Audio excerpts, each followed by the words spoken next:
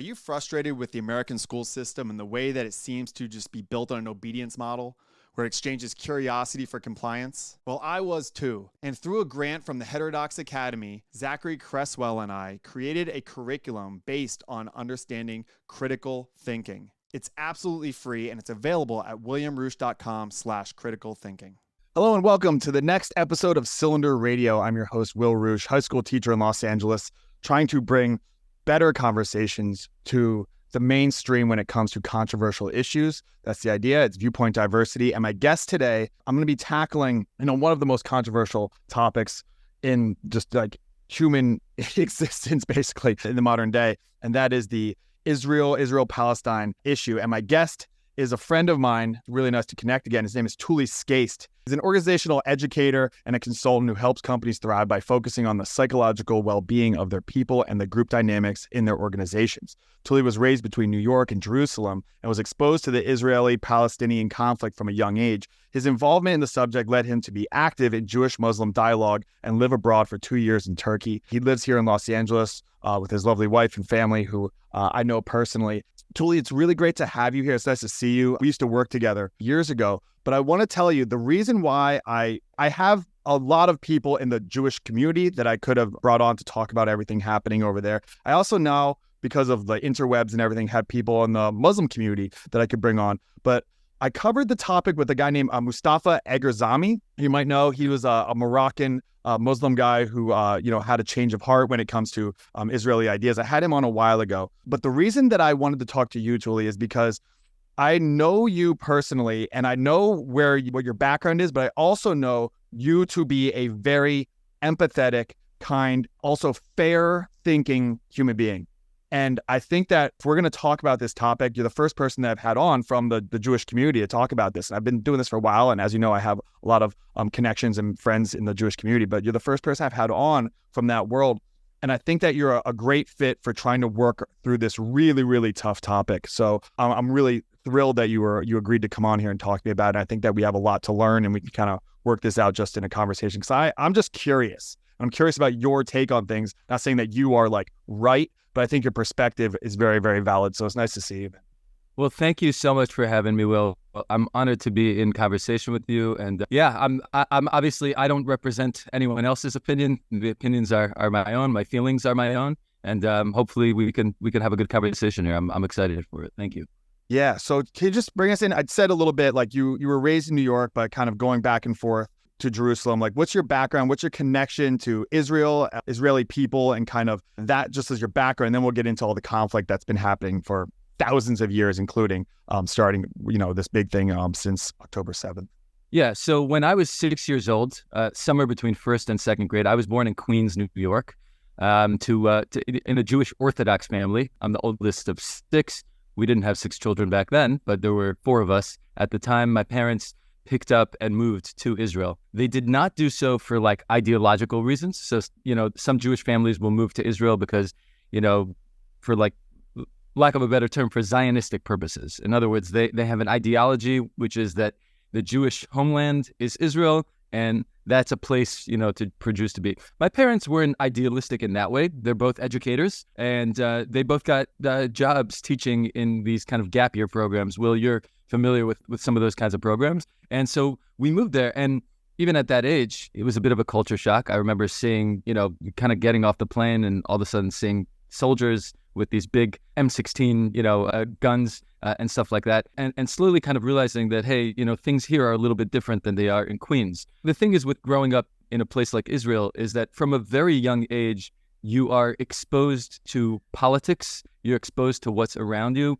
I mean, there weren't as many political campaigns in Israel back then as they are now. Now it's like every year and a half, there's a new election. It's a little bit crazy. But even back then, every 4 years, kind of in normal times, so to speak, there would be an election and all the kids would get involved. And, back then it's like, I still have a big bumper sticker collection. You start to be exposed in different ways, of course, in childish ways, because I was a kid. I remember even when I was about 11 or 12, I went to school in the center of Jerusalem. That's where my school was. One day during class, we heard just a large boom. And there was a car bomb that had gone off in the market, in the Machne Yehuda market, not far from our school. The windows kind of shook and all that kind of stuff. I remember just being exposed to that. And another time they caught, I remember after school, like they caught like a potential car bomb. They found it before it detonated. And then a big kind of protest ensued once they cleared the car and stuff like that, where people were kind of chanting things. And as a kid, you get into it, you get involved in that. So that was like my exposure as a young child. Eventually, my family moved back to the States when I was a teenager. I went to high school in Baltimore, Maryland. But always, just because I'm politically minded and I care deeply about that area, I was always exposed and involved. I ended up studying in Israel for 3 years after high school. There again, my exposure was, I was really involved. I ended up working for this organization that did like Israel advocacy on North American college campuses, and I kind of got into that scene for a minute or two. I've moved on in many ways since then, but that's kind of my background of how I got really, just read everything I could and watched everything I could for a long time on this conflict.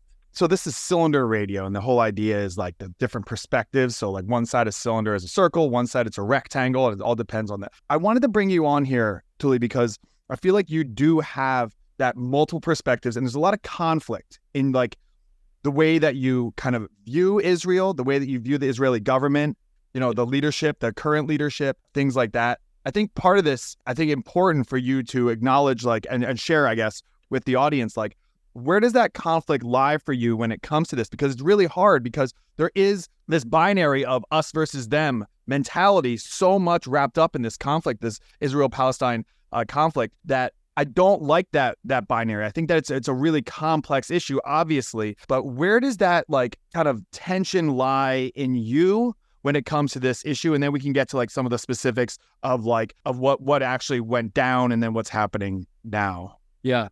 So I'm not impartial here, right? Like, I feel like I have some skin in the game. I have both personal family that still lives there. My two of my brothers live in Israel now. Ruthie's, my wife's siblings are all there. But not just that, like just as someone who was raised there and as someone who in many ways Israel feels like home to me, more so than many other places in the world. So I'm not impartial. It's difficult. I know we'll get to October 7th soon, but obviously, everything that I say is also colored by what happened on that day, because it was really one of the most, if not the most, like horrific day in the history of the modern state of Israel. And what's difficult about that is that before, if we were having this conversation on October 6th, I think you would get a far more critical voice out of me than the voice you're going to get today, because let's just say how it is. I'm no fan of the current prime minister of Israel. It's Benjamin Netanyahu.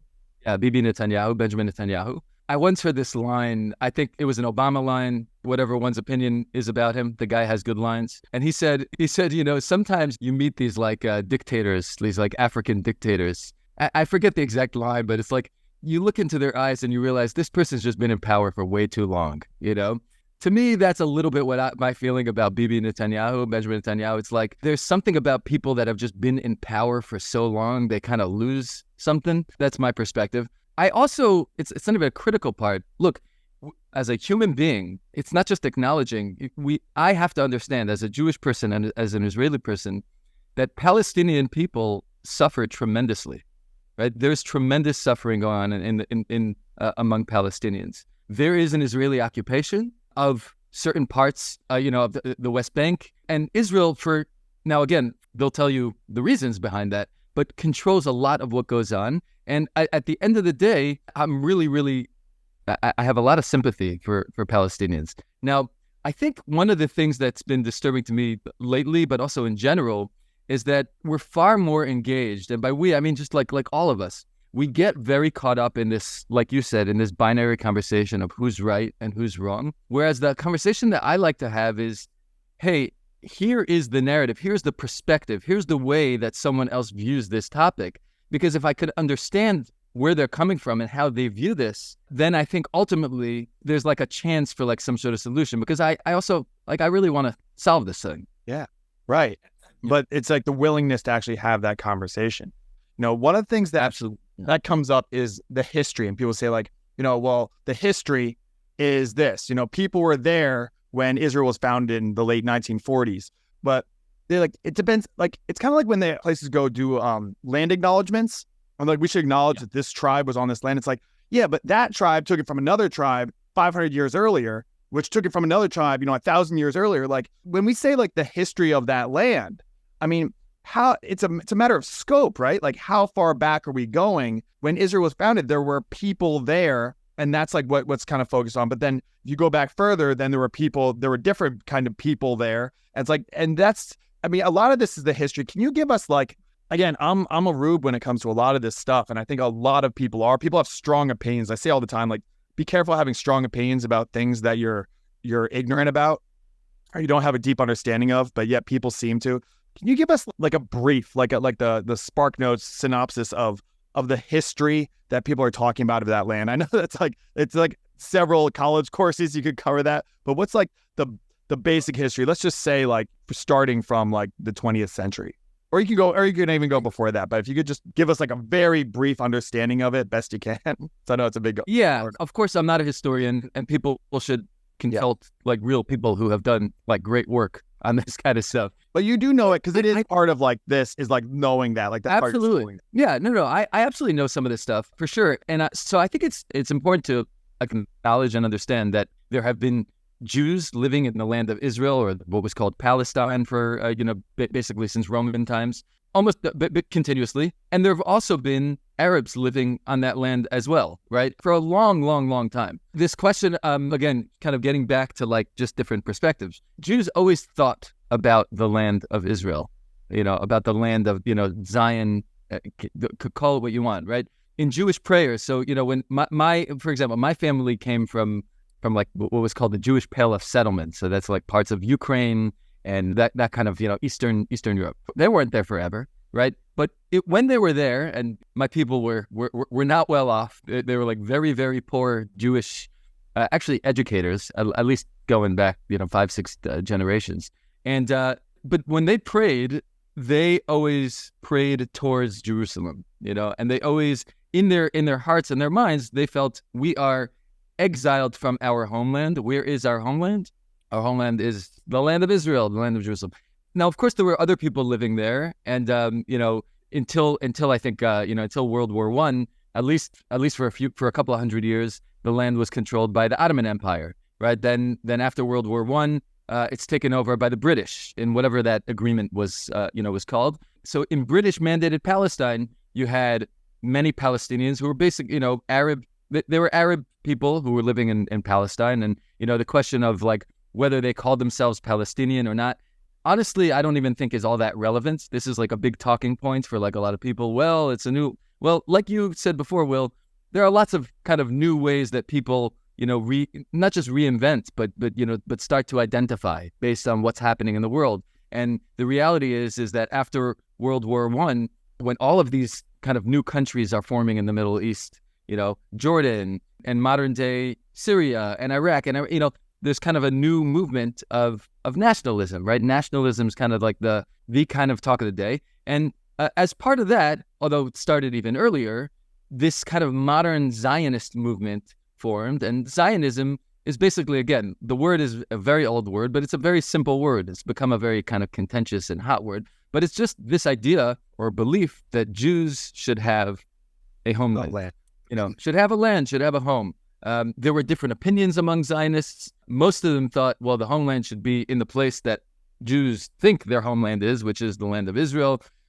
Again, going back in history, I think among scholars, it's indisputable that there were Jews there, and that's where, that's where the Jewish temples were, and and there's archaeological evidence and all that. So it's certainly a spiritual homeland for Jews. There were also Zionists, by the way, in kind of the early days at, the turn of the century, who believed, we don't need to go to the Middle East. Let's go to like somewhere in Africa. I think there was like talk of like some big parcel of land like near Uganda. Maybe we could have a Jewish country there. Now, of course, the reason for this is because there was tremendous amount of anti-Semitism in Europe, where there were pogroms and Jews were getting just killed and taxed, and for years, culminating, of course, in the Second World War and the Holocaust. But the thing is that in the land of Israel, the land of Palestine, which is what it was called back then, there were Jews living there, and there were local Arabs living there, right? Now, what's well known is that first of all, the British did a few things. First of all, they didn't allow many Jews to come and move to Palestine, right? They had certain quotas that they allowed per year. Part of that was because local Arabs already very early on started getting very, very nervous and upset about all these new immigrants coming from Eastern Europe and coming and moving into the land. They felt threatened. They felt, or maybe they just didn't want strangers to come in, who knows what, but they didn't like this. It's a very human thing, by the way. It's just a tribal thing of like, this is a different tribe and it's a danger because I don't, and that just goes back to our evolutionary biology for sure. That's very, very human. Absolutely. Yeah. Absolutely. Yeah. New tribes coming in. Yeah. So then post World War II, my understanding, again, like very surface level, is that America turned away boats of like Jews fleeing Europe and stuff. We're like, nope, absolutely, head back to Europe. And it's like, and then you find out what happened in the Holocaust. And I've been to Poland and I've, toured all that stuff. And it was life changing. I mean, how horrific it is. I mean, German engineering, we know how awesome it is at like building Porsches and turbos and stuff. Yeah. Well, when you direct that towards murder, what's possible, it's unbelievable. So in like the real sense of like, it's hard to believe that happened, but it did. So then from that, it was like, well, the Jewish people need to have somewhere to go. Is that kind of the start of it? And then that led to the foundation in 1948 or something? Exactly. Like, again, the Zionist movement and people already from Eastern Europe started moving, in larger masses at the end of the 1800s. That's when people started moving. The Holocaust just made this idea that was already taking shape and already had tremendous momentum. It kind of made it like, okay, wow, 6 million a third of Jews in the world were completely wiped out in the Holocaust. And just this idea that, again, that already started was like, Jews need a place to be where they can be safe.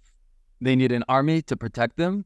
And Jews basically said like, hey, we're not taking this anymore. Like, enough. I think many Jews felt like in World War II, they were being led like sheep to the slaughter, which is unfortunately true in many instances. There were also rebellions and uprisings and stuff like that.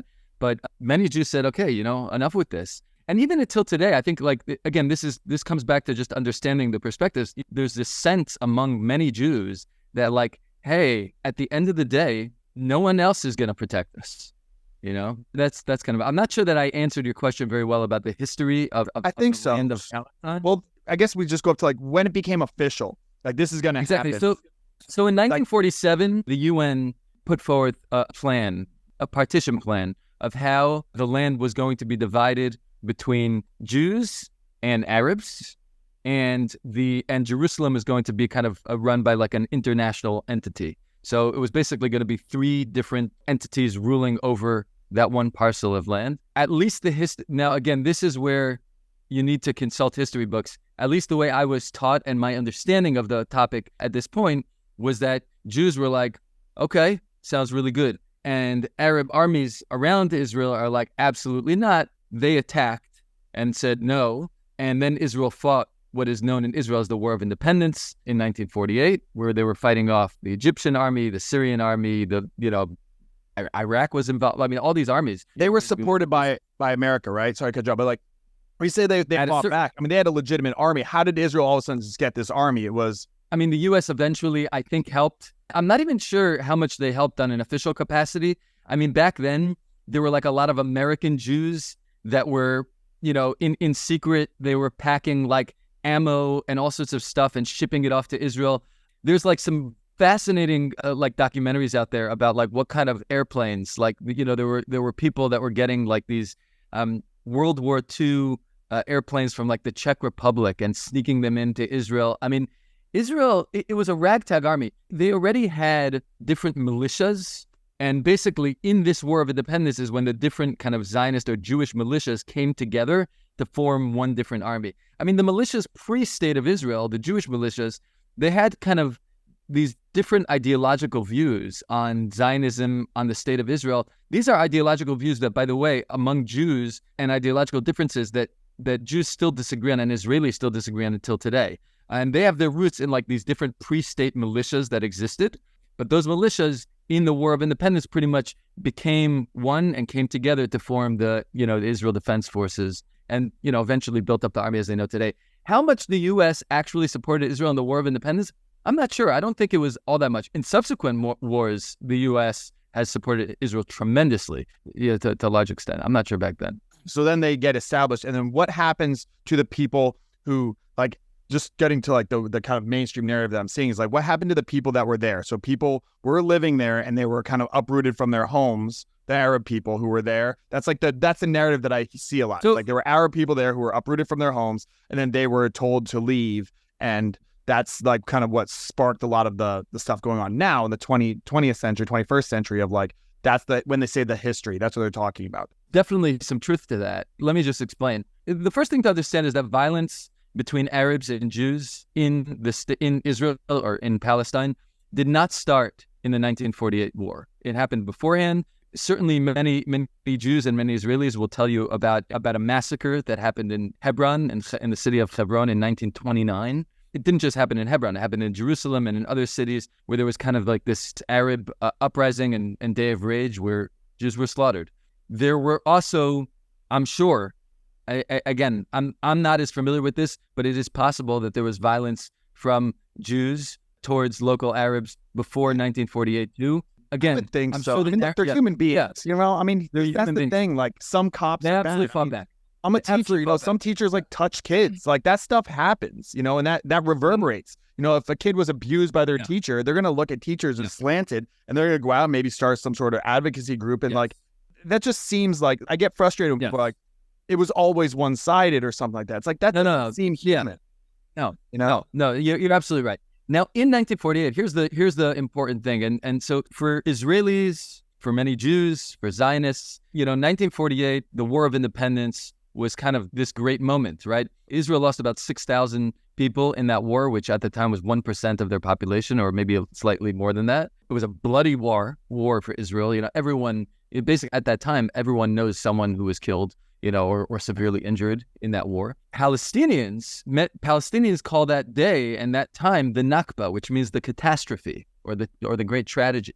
Yeah. Great tragedy.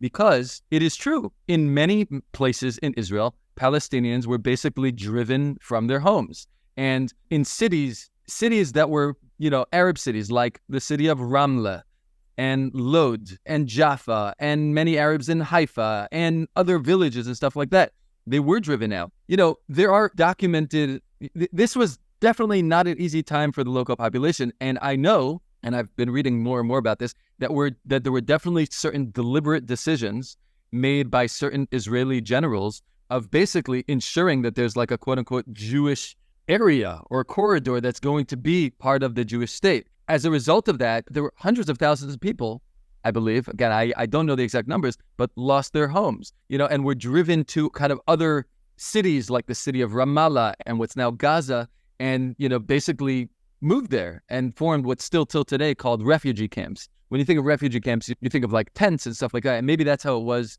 in the beginning. But now these are cities that are still called refugee camps, like in Nablus and the refugee camp of Balata, which is like right near Nablus. This is a city. So definitely a lot of people, a lot of Arabs were driven from their homes, and Arabs at that time were killed. And as were many Jews. It was a war. It was a bloody war.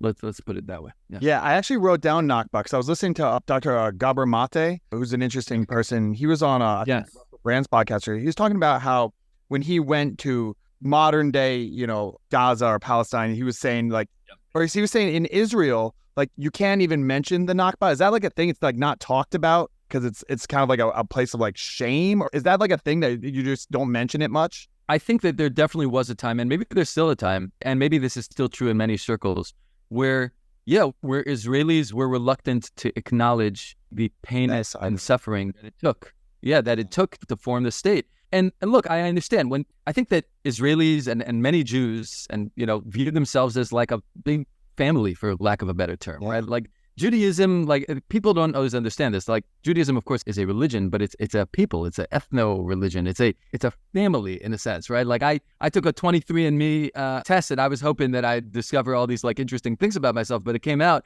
you know, 99.9 Ashkenazi Jew, right? I don't think, you know, if you're Christian and you take a 23andMe test, it doesn't say 99.9% Christian, right? It's interesting. Yeah, it's really interesting, right? Like, so like it makes sense that Jews are focused on, and there was tremendous pain and suffering brought upon Jews in that year too. Many Jews will point out that while many Arabs did lose their homes and were moved and exiled to these refugee camps, hundreds of thousands of Jews all over the Middle East also lost their homes. So entire communities in Iraq and in Syria and in Lebanon and in Egypt, these were thriving, huge Jewish communities, were exiled, were basically forced to leave. There were pogroms and stuff like that, and their property was looted and stuff like that. And they ended up coming to what was then Palestine and as a result of that war, basically, Israel formed a country. It was a much smaller country than it is today because Jordan was controlling everything that's what's today known as the West Bank, and Jerusalem, that was controlled by the Kingdom of Jordan. And down in the south, like where the Gaza Strip is, kind of that whole area was controlled by Egypt. Up in the north, what today is known as the Golan Heights, that was controlled by Syria. So Israel became a state, they formed a state, but it was a much smaller state than it is today. Okay. And then getting to like the more modern history, essentially there was like an agreement made that and I'm going to be wrong this, so we might have to correct me, but like that Israel had control of like Gaza. Let's just focus on that because that's where everything in the current news is. They pulled out in like 2006 or something like that and said, okay, you can have your own election. We're not going to be occupying you, like running you the same way you can run yourself. They chose to elect Hamas because it was kind of supported also by Israel because they were like the less extreme than the PLO, or something like that. So they chose the Hamas, and then Hamas, but in their charter is essentially that death to Israel, death to Jews type of thing, and they're very militant. And that's who's in charge now, and that's who led the attack October 7th. So you can correct that now. Yeah. So basically, so Hamas is definitely not less extreme than the PLO. Hamas is an Islamist, militant group that. Why were they chosen over PLO then? And PLO is like the Palestinian Liberation Organization. Exactly. So the PLO, the Palestinian Liberation Organization, which ultimately turned into the Palestinian Authority, it's basically the ruling party. That was the party of Yasser Arafat, who was a militaristic, kind of person. It was a militant movement, again, without getting too much into like the Oslo Accords and all of that history. They basically became also a political party and the ruling party of the Palestinian Authority. Hamas, as I understand it, and this is kind of also where things get very complicated. Hamas started, before they took a really nasty, terroristic, and just brutal kind of turn, they started as a charity organization.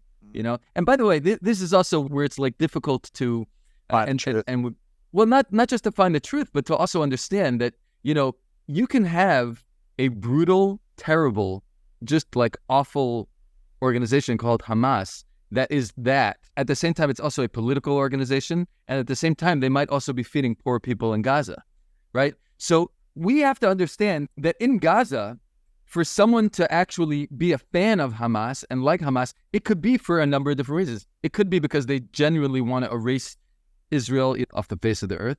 It could also be because that's where their bread comes from, and that's where their medical care comes from. And so this is kind of where things are complicated. And so, basically in the 1980s, I'll back up a little bit again, 1967, bad war in Israel, known as the 6-Day War. Israel expands as a result of that war. They conquer the West Bank, they conquer the entire Sinai Peninsula, and they conquer the Golan Heights up in the northern part of Israel. In the 1980s, Prime Minister Menachem Begin of Israel and Anwar Sadat of Egypt make peace.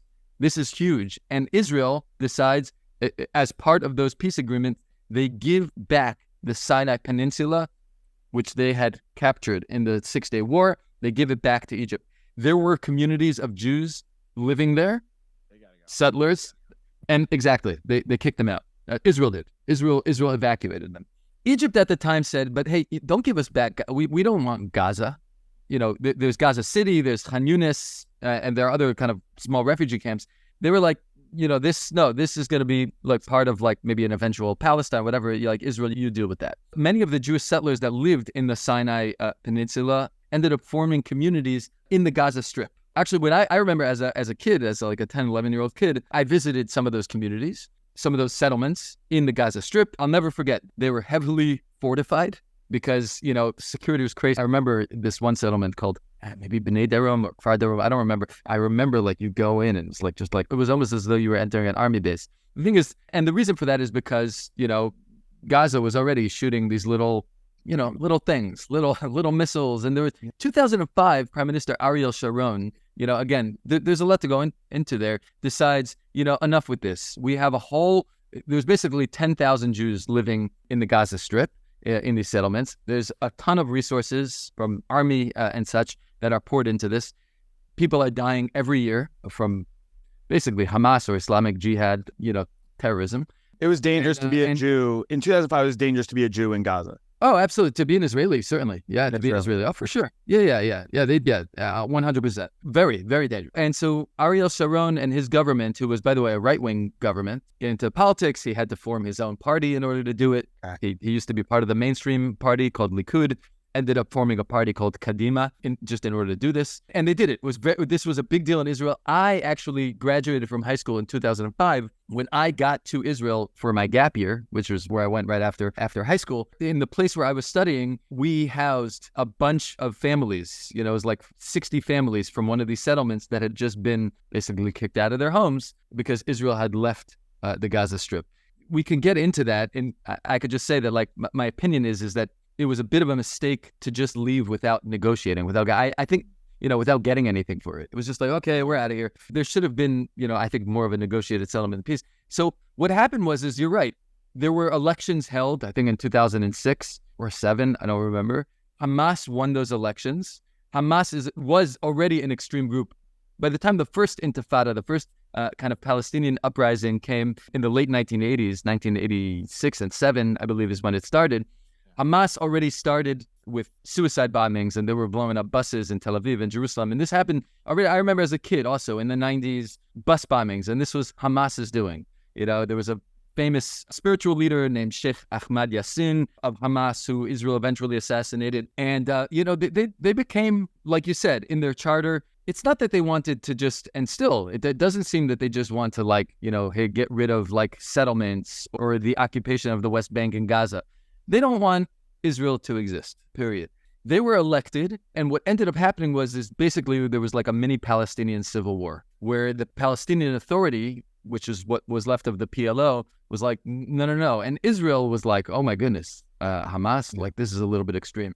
And as a result of that, Hamas ended up basically taking control of Gaza, whereas the Palestinian Authority stayed and remained in control in the West Bank. That's kind of what happened. Okay. Anyway, I'll stop there. Okay. No. It's a lot, but it is a lot. I mean, that's the thing. And like I said, we could talk for a ton on that, but even just that gives us a little bit of background. And then come October 7th, there were a bunch of holes in the fence and a bunch of people from Hamas went into Israel, did really brutal attacks. And, when you said it's an attack on a people, not like a religion, they attacked on Shabbat, on the Sabbath at a rave.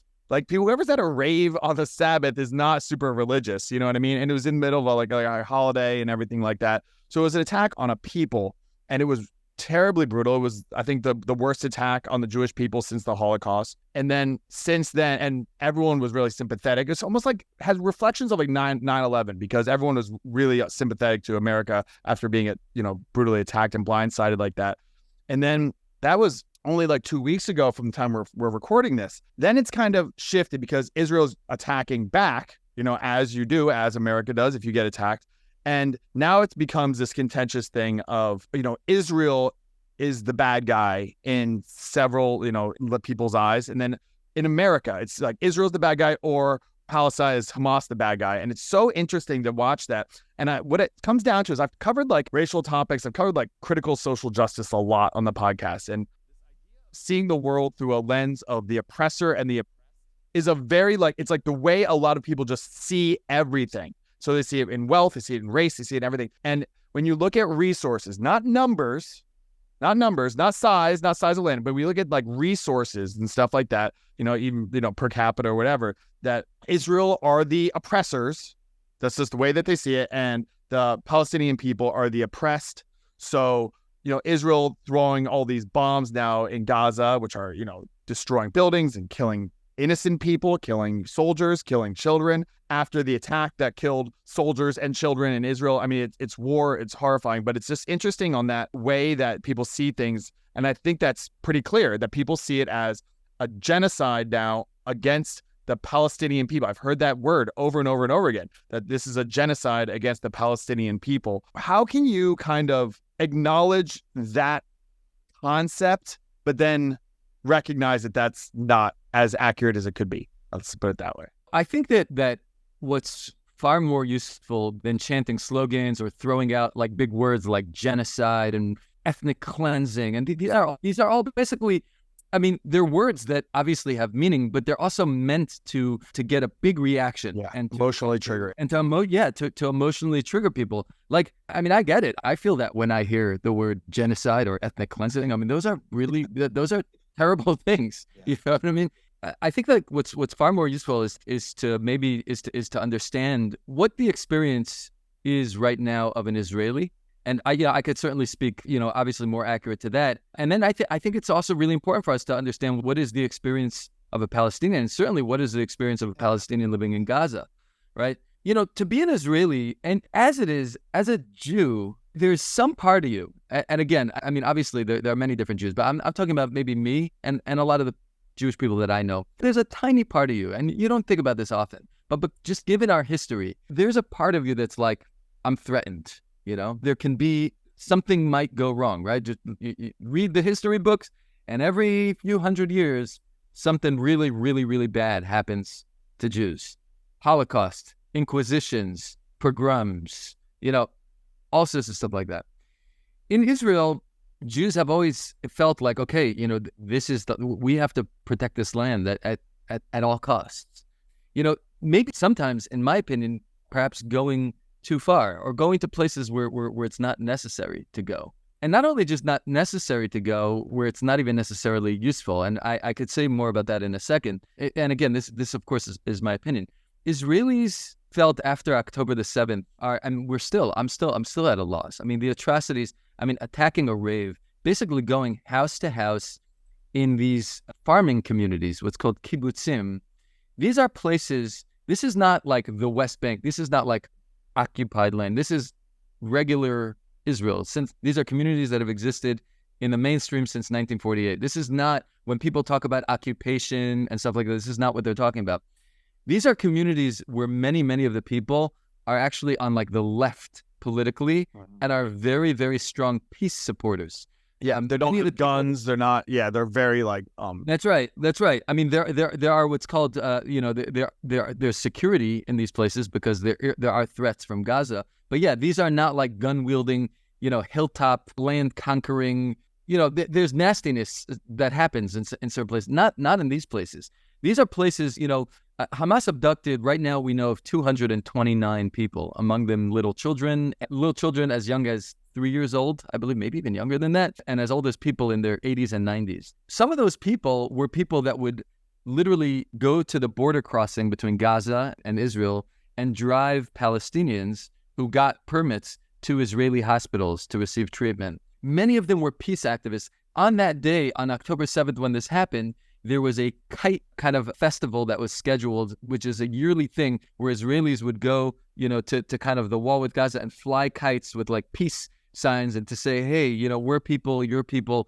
A lot of these people were peaceful. And Hamas terrorists, whatever, call it what you are. I mean, terrorist is a problematic term anyway because it's used sometimes as all about perspective. But it's perspective. I lived in a place once where anyone on the opposition was called a terrorist. So anyway. Well, I think for this conversation, that's fine. Yeah. Yeah, okay, but anyway, they went house to house and just literally like brutally slaughtered people. Now, for Jews, this brings, this is like your worst fear, the fear that you don't acknowledge, you try not to think about, you don't talk about. You, at least for me, when I'm in circles where people are talking like, oh, people are out to kill us, I'm like, stop being so alarmist, like whatever. This is like the worst fear of Israelis and of Jews, this kind of thing. And this is the kind of thing where like as a country, where I think the first responsibility of any government is to protect its citizens, I think. You know more about this than I do, Will. As a country, Israelis are like, okay, Hamas, where if we thought that there was any way to get to them and to talk to them and whatever, we realized after October 7th, like, no, we got to rid ourselves of this. Yeah. Of these people. Well, so it takes me to like this next point of, so it seems like what they said was get out of Gaza, but like, get out to a lot of people. It's like, what does that even mean to get out? And, there's surrounding area. I mean, Gaza shares a border with Egypt. Like, Yes, Egypt could say, like, come on over. Like, there's a bunch of Arab countries, Jordan, whoever, who could take them, and they're not. So, I mean, what I've heard, and again, I don't know if this is true, is that, like, they're just, like, they're looked down upon. The Palestinian people are actually looked down upon, even among, like, other Arab countries. They're, like, lower, like, in, like, whatever status or whatever it is. So, like, they don't even want them. I heard, like, Jordan took some in one time and ended up really, really terrible, and they killed a whole bunch. Well, there are actually many Palestinians living in Jordan, and they're still classified by, like, the UN as refugees. Okay. Yeah, they've been living there for 75 years. Why don't these countries take them then? That's a hard question. I'm actually not really qualified to answer it. I know one narrative, right? Like, there is a narrative out there that's like, okay, well, all these Arab, a narrative you'll hear from some Israelis is, there's X amount of Arab countries, and there's only one Jewish country, Yeah. Why don't you take them? No, I don't know that that's fair. I'm not sure, because I don't really know how Arabs view themselves in that way. Like, it's possible that, like, as an outsider, I'll give you an example, right? Like, I grew up in an ultra-orthodox home. If you go to Jerusalem, there are different kinds of ultra-orthodox communities. This is like a kind of sect of Judaism. And when you're in that, like, when you're in the different communities, you see vast differences between, like, let's say the ultra-Orthodox community in Mea Shearim or in, like, Madisdorf, which is where I lived. But then when you remove yourself, you're like, they're not really that different, They're kind of the same. Like, it's there's differences. So I think sometimes that's a little bit what happens to us is we're far removed, and we're like, oh, come on, Arabs, you speak the same language. Your culture is very, very similar. But the truth is, when you're there, when you're closer, there might be vast differences, and there might be, like, really good reasons for why it's just not like, oh, Egypt, we're just gonna accept you and take you in, and that makes sense. Yeah, that line of thinking is like, I don't know, I don't know about that. Yeah, and well, no, that's a great response, because I think it shows the ignorance of a lot of people, and that's, again, what we have to understand more and more and more. I was having a conversation with a friend of mine who was just talking about, how terrible it is. And I was like, I'm with you. And then we kind of broke it down to, like, a disagreement of the response that Israel has to get to Hamas to say, like, you can't do this anymore. This is really terrible. Like, I explained, like, like, Hamas they one time, like, were broadcasting, they got a tank. I mean, they were celebrating, but it was actually just, like, a truck that they put, like, cardboard around to make it look like a tank. Like, they're not as armed as they have some arms now. Obviously, the rocket launchers and RPGs and machine guns and stuff like that, but they aren't as equipped as, like, the Israeli army. So when Israel wants to go in and attack them back, he's like, why are they just dropping bombs? They're dropping bombs on buildings that have children in them. And I go, I know, but what's the alternative? The alternative is boots on the ground to go in there and just go, okay, well, you're not Hamas, you're not Hamas, you're not Hamas. Oh, this person's shooting at me and just killed my best friend. They are, so now I'm going to get them. It's like, it's the same reason why we do drone strikes here. It's like, and I asked him point blank, and I said, you have two options. One is you drop a bomb and your child is safe because he has a son. I was like, the second option is you send your child in there with a helmet on, an M16, and there's a 50-50 chance that he goes through those 300 miles of tunnels under Gaza to, like, come out alive hunting down Hamas. Like, I would always go on the side of, like, I'm sorry, but I will risk the life of their child over mine all day, every day. And I told this to my students yesterday. I was like, look, I love you, but I will rather you die than my child dies. And that's just in us. Yeah. And he kind of disagrees, like, well, I don't think one child's, life is more valuable than another. I was like, objectively, okay, but subjectively, that's just not true. So, like, we have to throw bombs in there, because otherwise more of my people are going to die. And if it's my people versus your people, then your people have to go. And it's horrifying that, like, the pulling babies out of these rubble at the hands of Israeli rockets is horrifying. And that's why I wanted to bring you on, because I know that you're empathetic to that you can feel what that must feel like for those people who are stuck in there. But I don't know the way out of it. Would that seem like, I just wanted to share that, because I just had that conversation like 2 nights ago, and I really thought I got to something about why Israel is reacting the way that it is. Yeah. Look, children, it's crazy. I mean, children don't deserve to die. I mean, it's just, this is the tragedy of it all. Here, the narrative kind of piece is a little bit important, because Israelis will just tell you, and, like, I this is a little bit the way I feel sometimes, He was like, look, this is Hamas's fault. Hamas, there was just a report this morning that Hamas is basically one of their big kind of command centers is right underneath the central hospital in Gaza City. And Hamas fights from urban environments. I know, by the way, sometimes what I hear people say is, oh, well, what do you want? It's Gaza and they're all kind of locked in and it's an open air prison and whatever. And, it's important to acknowledge that, first of all, we didn't mention this before. Israel, once Hamas won that election or took power in Gaza in 2006 or 7, Israel basically did decide to blockade Gaza and to not allow, to basically not allow, but to control what goes in and out of Gaza because they didn't want Hamas shooting at them. At different times, that blockade was more and less strict. Mm-hmm. I have a lot of sympathy for someone who grows up in Gaza. Let's put it this way. Someone, my child growing up in Los Angeles has many, many, many, many, many more opportunities than your average child growing up in Gaza, okay, to say the least. It's not it cannot be an easy place to be raised. That said, it is not entirely urban. It's not huge, but it's basically, think of Washington, D.C., the Gaza Strip is basically 2 times the size of Washington, D.C. It's not tiny. It's not huge. It's not tiny.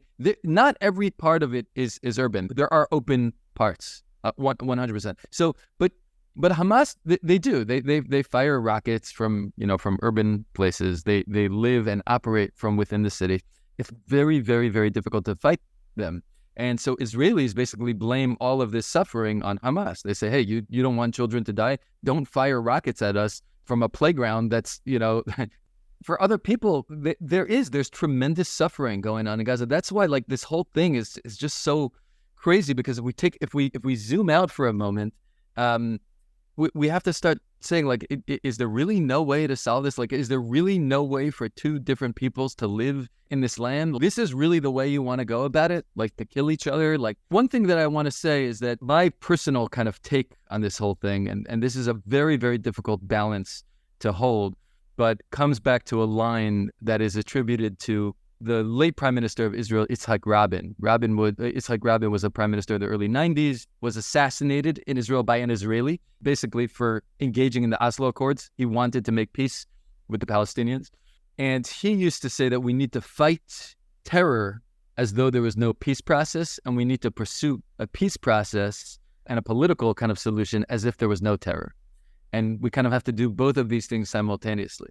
And some might say, well, that's absolutely impossible. I think that might be the only way, right? It's because you can't responsibly be a country that just takes the killing of your citizens, but also forget about everything else, but for the long-term security of your people, actually just fighting is not going to help, because at certain points, things are going to blow over and tragedies like we saw are sadly going to happen again. So I believe that we have to, I don't have a solution. I don't know how peace can be achieved, but I know that if that is the goal, and if that is the goal by 2 peoples and by 2 leaders or something like that, that it is possible to get to such a place. Yeah. Just addressing why Hamas would set up operations there. It's if I'm going to get into a fight with Mike Tyson, I'm fighting dirty. Because if I say hey, meet me at the Willow Trees at 3:00, I don't have a shot. And so Hamas is fighting dirty, but they're doing it in a gross way that's putting their own people at risk. But they say well, that's the only way that I can stand up to this big presence of Israel. So we're not going to solve anything here. But what do you think? I trust your wisdom in this area. What is the way? You kind of just gave a little bit of that. Yitzhak Rabin, I remember him because he was with Yasser Arafat at those accords on Clinton and stuff like that. I remember that when I was a kid. Yeah. What's the best way forward? For us here in the States, let's say, this is pulling on our heartstrings and our emotions. It's triggering in a whole bunch of ways from all of us, because it is children dying, and it's war, and it's America tied up in this, and it's religion, and it's all this kind of stuff. What would you say is the way forward? If you could put a call out there to people about how to approach this, and what can we do to try and get to a place of peace? And that's for the average person who's just sitting at home, going to watch this on Instagram or something like that. What can I do? What would you think because I do believe that individuals can come together and do things on their own and have some sort of ripple effect on the world. So what would you say that would be for people to kind of close this out? I think we have to stop engaging in some sort of competition for who's suffering more. And we have to stop thinking about, everything that's going on in Israel and in Palestine as some sort of zero-sum game. There's this initiative that some Jews have taken, which is to hang up these posters that say missing on them to bring attention to the people that were kidnapped into Gaza. Civilians, again, children, old people, which is a great initiative. But then you have people that are ripping these signs down. And I just thought to myself, wow, why? If you want to bring attention to the suffering of children in Gaza, maybe also hang up signs with pictures of children in Gaza. That, I think, is a really good initiative. So I think what's happening sometimes is that because you are more sympathetic for whatever reason, of the suffering of someone over the suffering of another, some people feel like they need to erase the suffering of another or not acknowledge the suffering of another. And I think that that's really tragic. The way to move forward, for us not living in Israel or not living in Palestine, for the average observer, is to try to understand each other. We don't have to agree with each other. We should try to understand where other people are coming from. We can engage in debates with people. That's fine. We can argue, in the words of Adam Grant, we can argue like we're right, but listen like we're wrong. To me, that's what this is about. And also, I think we really need to each, soul search a little bit and say oh, am I really ignoring the pain and suffering of another people because I am just so consumed by the pain and suffering of my own people? And that's difficult. Look, I recognize that's really, really difficult. I mean, I'll tell you candidly, I've been in some dark places in the last few weeks. My brother Eli is a rabbi in Israel, and he is part of the rabbinate in the Israeli army. This is not his full-time job. He's like a reservist, and he's an officer. And him and his unit have one of the most brutal jobs you can imagine, which is when there are dead bodies. They have special training to basically go and clean up. And they're trained to do that also under fire and across enemy lines. And so they have to have combat training to do this as well. And my brother was basically down south. He lives in the northern part of Israel. But by 11 o'clock on Saturday morning, when this happened, and then my brother's, an observant Jew, but he got a phone call at 7 a.m.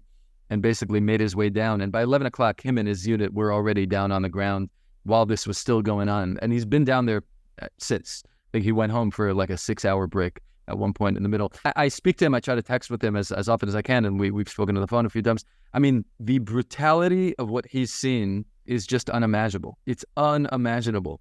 Really, and we don't have to get into, and so yeah, that is really, really hurtful. The question is what do we do with that pain? Do we say, oh, because I'm in pain, I'm going to now go and inflict as much pain as possible just on anyone that I think is associated with this? I hope the answer is not, because the problem is that for a few reasons, but also for a very practical reason, which is that then you're just perpetuating violence. So in my opinion, it's yes to eliminating Hamas, the organization. Absolutely. Evil has to be eradicated, and Hamas has proven themselves to be just brutal and evil, and that is a force that is my take. But to the best of our ability, at the same time as we're fighting this terror, we also need to pursue a process that is long-lasting. And part of that is having empathy for the way other people view this. Right? The way an average person in Gaza views events and views their life is vastly, vastly different. And until we as Jews and as Israelis, kind of understand that, and until they understand the way that Israelis view them and what's happening in life, we're not really going to be able to get to a process, to a peace that's long lasting. Ultimately, that's what I want. I want people to be able to live, to prosper, to raise their children, to make money, to innovate, to eat good food, to listen to good music. That's kind of what it's about, to worship in whatever way they see fit, to live in community, to do the things that we're kind of that are kind of great about life. And sadly, many, many, many people are just not able to do that. To me, that's the tragedy of it all. So instead of going out and protesting and saying big words like genocide and ethnic cleansing and, you're right and you're wrong, I think it's much more about just trying to understand that there's a lot of pain and a lot of suffering, a lot of pain and a lot of suffering, and acknowledging where people are coming from and aiming for a better world. That's what I think we need to do. Very well said. You know, I just posted, it ain't what you don't know that gets you into trouble. It's what you know for sure that just ain't so. That's a Mark Twain quote. And I think that it's very difficult to challenge, to go like, to see someone who did something so terrible as human, to recognize that the stuff that you've done or your people have done, whatever your people are, has been terrible. Like it's really disruptive. It's so easy just to stick to that binary of I'm the good guy and you're the bad guy. That's what this podcast is about. And that's why I believe in the ideas of viewpoint diversity so much. Really, really well said. Yeah. Look, you know, I mean, this is like a whole other conversation, but I understand extreme views. That, you know, when I was younger, I held much more binary and extreme views. And maybe that's also like a developmental thing. I don't, you know, you spend a good amount of your time with teenagers. I don't know, maybe it's the case. I do understand. And I also understand that after going to like a certain number of funerals or after seeing a certain amount of brutality, there's like a thing that this does to you, right? Like, I don't think any of this is easy. So I'm also sympathetic to the people that are like, no, like there's black, there's white, there's right, there's wrong. It's a zero-sum game. I understand it. I think that it takes a lot of courage and a lot of strength, and maybe even it's impossible to ask, but that's also what I think we need to demand of like great leaders, to go beyond that, to really go beyond that. And yeah, you're right. It's not easy, but we need to like just continue having these great conversations. And like, thank you for, first of all, thanks for having me, and thanks for like just engaging in these conversations. Yeah, thank you, Tuli. It's really great, and I appreciate you. I don't know if you have anything. Do you have like a blog or anything like that where you talk about this stuff? Because I know that this is like, aside from like your professional life, like this is something that you're interested in. Do you have anything that you put out there that people can kind of follow your work or anything like that? So I mean, the stuff that I really talk about a lot more now is like just people in the workplace. I have a podcast with a classmate of mine from graduate school called Beautiful Questions, where we try to talk to people about stuff going on in their workplace. And I'm very inspired by a psychologist. You know, there was a psychologist in you know, he actually, I think he died in the late 40s. His name was Kurt Lewin, and he was a Jewish psychologist that came from that was born in Germany but escaped Nazi Germany to the U.S. Basically, you know, kind of made it like, I mean, his academic mission to try to understand what happened in Germany and how we can kind of. He was a big believer in democracy. He felt that democracy could really help, and you know, whatever. That's like a whole other conversation. But he also felt that one of kind of the last bastions of authoritarianism in the West and in America is like in companies and in the workplace. So a lot of the work that he ended up doing was to try to see, you know, is there a way where you could create a bit more cohesiveness in the dynamics of groups and things like that at work. To me, that was very very inspiring. And I think that so part of the difference that I'm trying to make right now is to try to see how in workplaces we can try to make companies like basically, you know, do even better by being places with more empathy and more kindness and more democracy in some ways. Yeah, so I think that's kind of what I'm into. Yeah, in my day-to-day, yeah. Oh, very cool. Well, if anyone wants to talk to me, I'm always happy. I mean, we could put, you know, like a link to either my email address or like a social. And if you want to reach out and have a conversation, I'm always happy to do that. Beautiful. All right, man. Well, it's really. I mean, within reason. You have a large audience, so maybe we'll cap it at like. You know. Yeah, I don't know. Be careful what you ask for. You might get some crazy. There's some crazy people out there. There really are. Yeah. Let's see. But thank you, man. No, this was just good to just help people kind of make sense of it. I really like your calls about what we can do for because I think a lot of people feel helpless. So I really appreciate you coming on here. Yeah. It's great to connect with you, and we'll connect more. And thank you guys so much for listening. Share your thoughts in the comment section and stuff like that. Even if they're not very nice, make them constructive at least. Constructive criticism. I think we're all open to constructive criticism. So keep it constructive. I appreciate you very much. Take care. Hey there, Cylinder Radio listeners. If you like the approach that I take on the podcast and social media and want to try and implement some of the strategies that I use to have productive conversations on challenging topics, check out my free downloadable guide, Debate to Dialogue. It's available on my website, williamroosh.com/debate to dialogue.